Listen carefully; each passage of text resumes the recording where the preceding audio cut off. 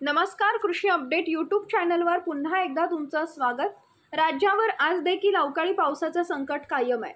विदर्भ आणि राज्यावर आज देखील अवकाळी पावसाचं संकट कायम आहे।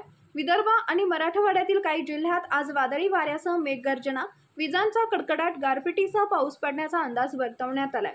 मराठवाड्यातील काही जिल्ह्यात आज वादळी वाऱ्यासह मेघगर्जना, विजांचा कडकडाट, गारपिटीसह पाऊस पडण्याचा अंदाज वर्तवण्यात आला आहे।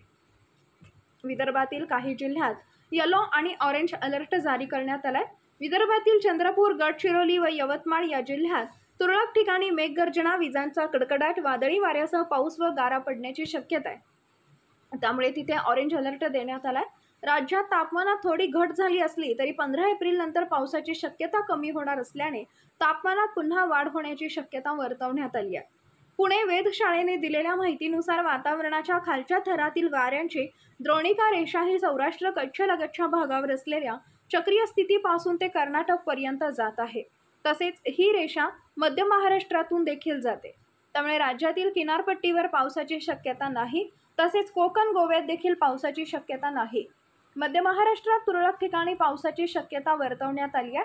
आज मध्य महाराष्ट्रातील जळगाव, अहमदनगर, सांगली, सोलापूर इथे तर उर्वरित राज्यात पुढील 2 ते 3 दिवस मेघगर्जना, विजांचा कडकडाट व वादळी वाऱ्यासह पाऊस पडण्याची शक्यता वर्तवण्यात येत आहे।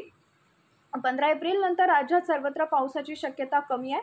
आज मराठवाड्यातील बीड, नांदेड, लातूर, धाराशिव या जिल्ह्यात तुरळक ठिकाणी तर विदर्भातील चंद्रपूर, गडचिरोली व यवतमाळ या जिल्ह्यात तुरळक ठिकाणी मेघगर्जना, विजांचा कडकडाट व वादळी वाऱ्यासह पाऊस पडण्याची शक्यता वर्तवण्यात आली आहे, त्यामुळे तिथे ऑरेंज अलर्ट देण्यात आलाय। व्हिडिओ आवडल्यास लाईक करा, शेअर करा। अशाच प्रकारचे नवनवीन अंदाज पाहण्यासाठी आपल्या चॅनलला सबस्क्राईब करा। धन्यवाद।